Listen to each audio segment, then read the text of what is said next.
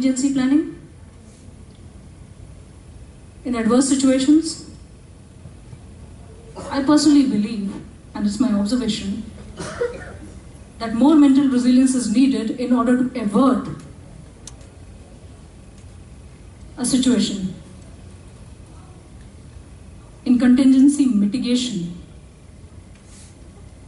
So, a lot of planning has to be well in place. How would that happen in an organization? It would happen only when HR would consider itself an important business function, important assistive function, rather than just a back-end function.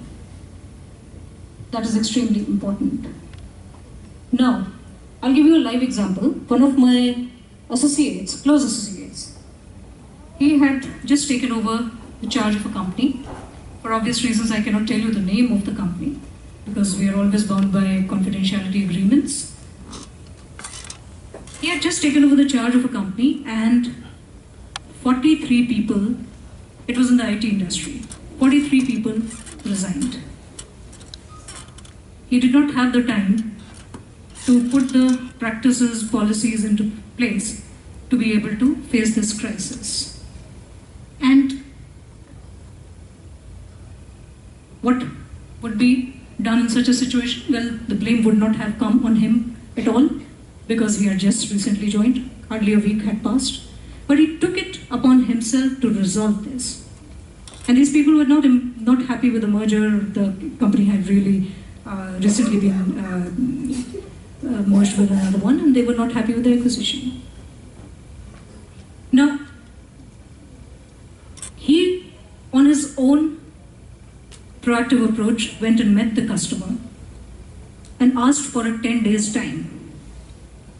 And within that 10 days time, he went about searching through his network, through his contact base, and found 60 people, generated 60 people, not from one company, not from, from the subcontractors, but not from one company, but from 3 different companies. But eventually, the project that was going to take a hit could be done on time, and a lot of goodwill was generated for the company. You know, it would be very easy in such a situation for anybody to just throw their hands up and say, what can I do? It's fait accompli. A fatalistic attitude. Do you think a lot of creativity must have gone into him in order to generate employees for an organization where he had just joined? He doesn't even know the details of the organization completely. I think yes. Tremendous display of mental resilience. So, these are life situations which people face. And you as industry experts face them day in and day out. Now, the point I'm trying to make over here is that mental resilience in HRM creates business continuity and creates business progression. So, it is extremely important for HR managers to start realizing, if they have already not started realizing, that they are important components in the business goals, in the achievement of the business goals of the organization. And they should not consider themselves just as a back office function. Now, enhancement of knowledge, capabilities, and skills. This would come as another mental resilience aspect. Enhancement of knowledge, capabilities, and skills. From time to time, as I talked about the talent development exercises and the reskilling exercises.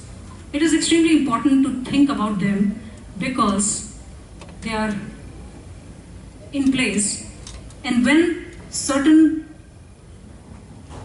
extra projects may be available for the company can expand in those directions also when those capabilities are already available in the organization. Now this factor is largely not looked upon. But it is an important thing. It has to be understood. Next comes the awareness of competition. Is it good to know your competition? Well, I think there is a lot of mental resilience that is needed in order to decipher grapevine from gossip. Most of the grapevine brings a lot of gossip, but if you sift properly, using your own mental resilience properly, you can understand what is gossip and what is actual information which can be utilized. Even the Rig Veda says, "Be not deceived, send thy spies forward to gather information." I would leave it at that because this forum is not the place to talk about corporate espionage and other things, but they are also practices which are entitled business practices in order to take care of the competition properly and probably to checkmate it. Because the scepter of competition is extremely high and it will keep on rising in the global scenario as we keep moving towards more globalization, more industrialization and more participation into the global markets. This particular aspect will keep on rising. HRM can perform a wonderful job when it comes to this because a lot of grapevine comes to them. Whether they like it or whether they don't like it, a lot of grapevine definitely comes to them all the time. Some students were skeptical about the career path. Well, you can think about several things which can do great justice to your HR careers later on. Now, another important aspect, I believe, is increasing the connect with employees as well as your stakeholders. Remember, your employees are your internal customers, your first level people with whom, no matter what happens, you have to deal with on a day-to-day basis. Thinking about them will only add value to your own business. Aparna just now highlighted something very important. She said she engages very well with her employees.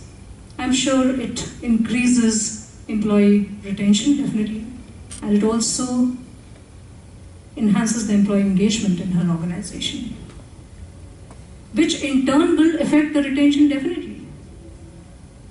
There will always be some people whom you cannot retain. We have to live with it, but if you can affect it efficiently up to a certain degree, I think the problem can be taken care of pretty well.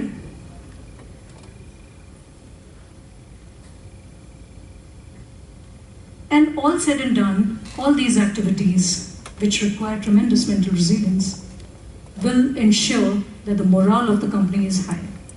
The morale of the employees remains high. And I want to give you a very drastic example over here. I'll have to look into my notes. You know, this happened to another business associate of mine in the year 2000, November 2000. Again, this is an example from the IT industry. The company had issued the circular that we are a cash-rich organization, you don't have to worry. Let your employees be happy. We are not going to sack anybody. Just be comfortable. Sit tight.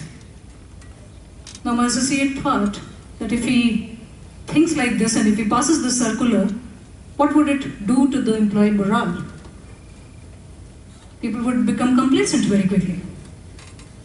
That the jobs are secure, so why should they even pay attention to what they are doing? He started looking through his network and he found an inquiry which wanted ERP specialists in an area of business intelligence and maintenance, repair and overhaul of fighter aircrafts. and his company happened to have a very strong competency in this area. And he found this person who was looking at 19 contractual workers for 2 years, and the contract was worth 3.6 million US dollars. Now, as an HR head, it was not his job to bring business into the organization, but on his own accord, he had an authority of running into lakhs. So he sent his own person from here to Hong Kong, go ahead, meet the person, get the firm work order, and the contract was executed. The company came to know when the first amount came into their bank accounts, which was a massive amount. And when the inquiries started happening as to where this came from, India office was naturally traced, and my associate's neck was on the chopping block. Now, whenever this incident, we discuss this very effectively in our programs and in detail. And I'll tell you the name of the person. He was from Starsoft, this person who was looking for contractual vendors. His name was Calvin Jose Frederick Fernandez, and he was from Starsoft. It became a case history in itself, because an HR person, through his network, comes to know about a massive contract during the time of recession and brings massive business into the organization. Only a proactive, very proactive approach can do that. And did it ensure high morale of the employees? I think it would have. They remain engaged. Was it his job, primary job, to do this? Certainly not. It was never in his job description or role description. So, great amount of creativity, initiative, strengthening of network, and everything else that I had talked about. Now, I would simply conclude by bringing to your attention an important point. And that is, whenever the word mental comes in, I don't know why, and it amuses me very highly, that we either think in terms of the behavioral aspects, or we go to the other extreme and start thinking in terms of what? Metaphysical, occult, mysterious. Is that right? Wherever the word mental comes in any phase, anywhere. Either it is always behaviorally related, or people start thinking, yes, this is something mysterious. Is that so? You have not thought about it? Well, I think about it day in and day out. That's why this is my signature subject. It is true if you observe. If you have not observed it so far, please start observing it. You'll see the reality behind the situation. We either try to look at any aspect of mental existence of the human beings from a behavioral angle, from an emotional angle, wherein come emotional quotient and other things, or we think in terms of metaphysical occult. The mind is something which is invisible. That is why it can be called mysterious. I can assure you, none of you can indulge in any activity, even mindless activities, without the usage of the mind. All right? Even mindless activities cannot be done without the usage of the mind. All right? Now, when we come to the behavioral aspects, behavior is a manifestation of something else which is actually going on in the mind. And that activity is called thought, thinking. The behavior is the external manifestation of the thought. Always and every time. And as human beings, we are very creative beings. We are very highly evolved. We have learned how to camouflage the behavior, how to polish the behavior very well. All the people, all of us who have ever sat on interview boards know this very well, that when a candidate appears in front of us and they are displaying a false behavior, how quickly we can spot it. On one side, behavioral polish is interesting. It is very welcome. On another side, if we focus too much on the behavioral aspects only, we will be generating artificiality. Right? I'll just leave you with this thought, that we hardly ever think about what is going on in the mind, we only focus on what is going on at the behavioral aspect. There is a big gap wherein mental resilience will be needed in order to have HRM coordinate this as an important activity. Now, some emerging challenges in HRM. I personally feel the first one is, again, a perennial challenge. We have to look after the second one, the changing trends. Definitely, we have to look after the second one, because that is constantly happening and we cannot do anything about it until and unless we gear up and come to terms with it. And probably checkmate it, go beyond it. Competitive scenarios requiring HR to reinvent itself from a back office function to strategic business partner. This is a major area in which a mindset change would be needed. A lot of mental resilience will go into it. Making HR an appealing proposition or domain for the fresh people. This has all been discussed through the panel discussions already. It is an appealing proposition. Even if you are dealing with your maid in your house, until unless you are a proper and a good HR professional, you would not be able to handle the challenges faced. And all the working women at least know this very well, what kind of challenges are posed by such simple, everyday situations. Now, last and the final one, of course this list is not exhaustive, this is simply something which is immediate, I think. Aligning with the H factor, I call it the H factor, the human factor in HRM. We need to align ourselves. A lot of mental resilience will be needed. So I'll leave you with three thoughts. Mental resilience, some amount of it is needed in order to build up more mental resilience. Mental resilience will be needed in order to keep seeking the solutions and reaching them ultimately, the real solutions, real practicable, implementable solutions which will comprise the entire human being. And not just the behavior aspect of it, not just the managing aspect of it, not just the developmental aspect of the human being, but in totality, dealing human beings as human beings, in totality, in completeness.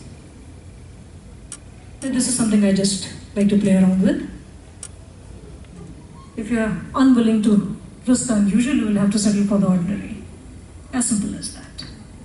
Thank you very much, and I look forward to having a professional association sometime later in the times to come with this august institution. Thank you very much. You've been a great audience. I also want to thank Mr. Vinod Sharma. He's coordinated the logistics impeccably well. Thank you very much. Any questions anybody wants to ask?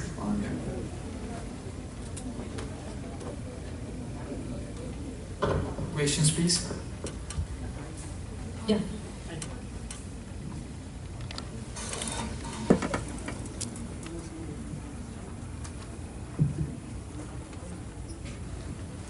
Good evening, ma'am. I'm Pratika Gupta.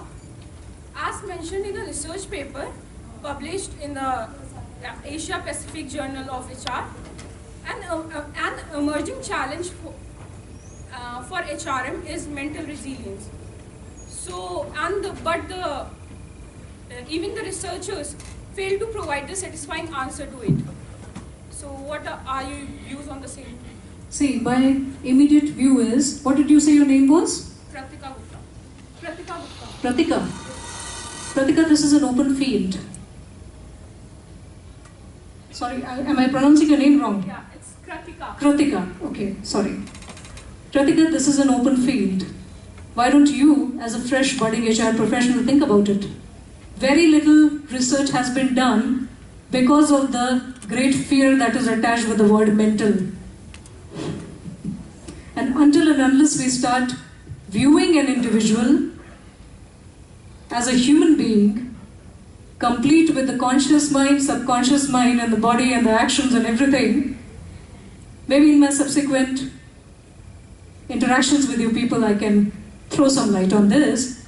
Today, we can take this question offline, but it is an open field.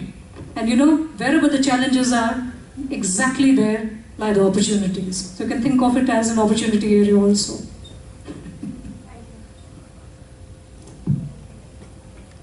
Yeah? Good evening, sir. Myself Ramandeep Sachdeva.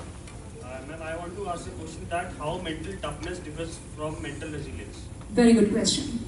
I didn't get your name again, sorry. Ramandeep. Ramandeep. Yes, ma'am. It's a very, very good question, Ramandeep. And this shows me that you have done some kind of reading on the subject. See, mental toughness and mental flexibility exercised at the same time in the right measure comprises mental resilience. That is my own definition of mental resilience.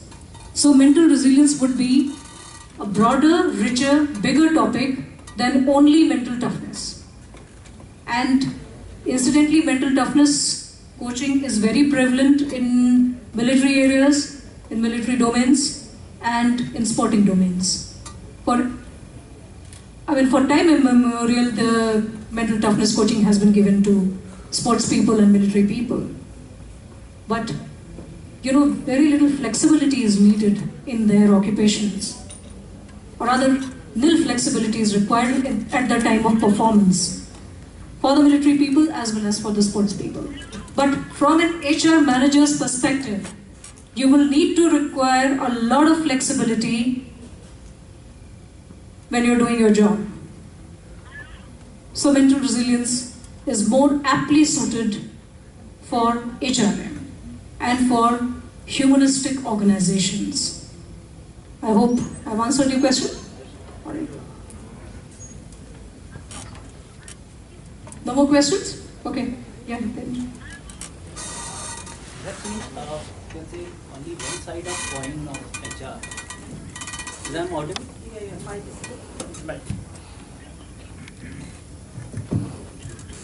We have seen only one side of HR person. As a HR manager, we always treat HR as a very flexible, as you told, and very sophisticated kind of. But in real sense, the irony and or you can say the mental state through which we HR guys has gone, it's nobody can estimate. It's very real. It's real. Yes. It's real. And day in and day out, you know. Yeah, day in and day out. Yeah. Because like I forget the name of that community, African community. The people, they don't cut trees and they just go and abusing the tree. And one point of the Bishnoi community from Rajasthan. oh sorry, Bishnoi community from Rajasthan. So HR guys is just like that tree, who is listening to everyone. मेरे को ये problem है, मेरे को ये problem है, मेरे को ये प्रॉब्लम है. Day in and day out, we are just listening.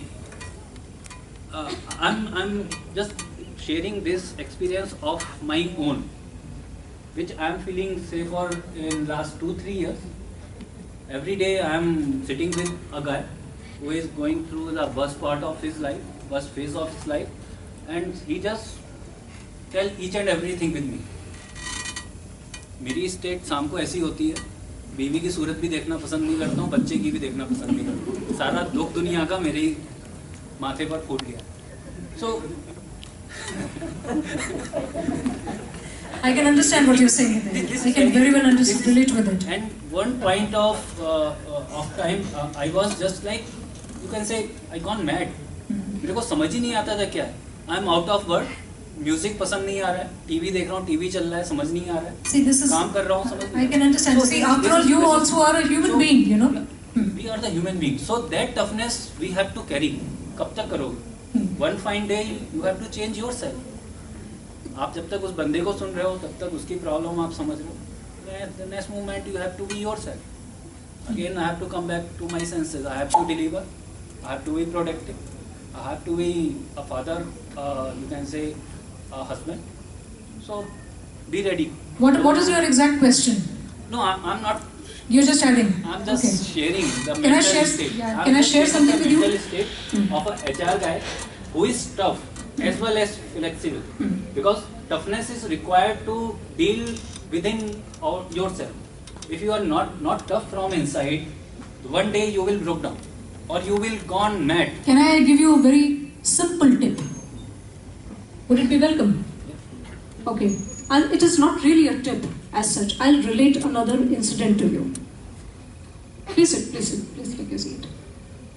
See, exactly the situation that he described, we see in the lives of film actors. Ask me how. The situation is that they have to perform a role, they have to play a character. Incidentally, I give a lot of film-related examples because film is always a very great medium of passion for me.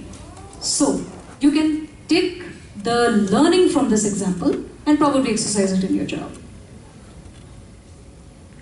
The film actors, they have to perform in front of the camera, in front of lot many other people, and they have nothing to do with that character. They have not even created it. They are simply portraying it. Leave alone the benefits involved, why they are doing it and how they are doing it, that is immaterial. There are a lot of people, and we've recently had an example of Robin Williams, a person who made the entire world laugh. One fine day, goes out and commits suicide. Think about what would be going on in his mental state, how much disturbed he would have been. A person who is loved and well loved by an audience all over the world, even the people who do not understand English language. And I have a live example at my own home. My housekeeper, she brought me the newspaper. She said, there is a news about this person, and she saw it in the news telecast last night. I had not yet read the newspaper in the morning, and she brought me the news saying that वो जिसने चाची 420 किया था ना English वाला. I said, how do you know that? My first question was this to her. How do you know that? She said, नहीं, I saw the movie. वो हिंदी में डब होके आती है जब मैं देखती हूँ वाली पिक्चर. मुझे बड़ा अच्छा लगता है. उसने सुसाइड कर लिया. It's a real example. And this lady has been with me for 13 plus years. So I know her, but she is completely illiterate. Now bring this situation into your own situation. Your situation might not be that grave and your situation could be that grave. Let's not go into the personalized discussion over here. This is not the forum for that. The people who are able to perform the job and detach themselves from the job and come back and still lead their own individual lives are most mentally resilient people. We don't have any scales or standards or even metrics available for mental resilience, and perhaps we will never also have, because mind is so flexible, it keeps changing all the time. How will you develop? One day you will develop a matrix, next day it will fail. Just this broad example of looking at it from the perspective of playing a character or a role at the job. You do your very best, give your very best solutions, put your heart and soul into it when you're performing, but think of it as a performance. Your real life is different. If you can clearly draw this demarcation line, I think it would be a good idea. And every person needs to do it. At one point in time, every person needs to do it. Whether they are playing one role or the other. You can think of it in your job scenario. I mean, it's very simple. You can think of it this way. It's a very simplistic approach, but I like to take simplistic approaches only because there's no point in adding more complications to a field which is as it is riddled with complications. If we can simplify it, then it's good. Any other questions for anyone? I think we are already running late. We have already taken more time. They will reach the verge of their mental resilience. We'll close up. Before that, we'll close up. So after only Bhagwan can manage a laptop. After that, only Bhagwan can manage. All right. Thank you very much. Thank you very much. And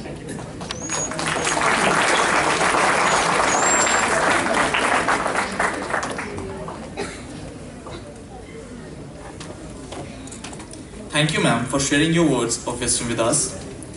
We shall now have a small skit based on HR issues presented to you by the first and the second year management students of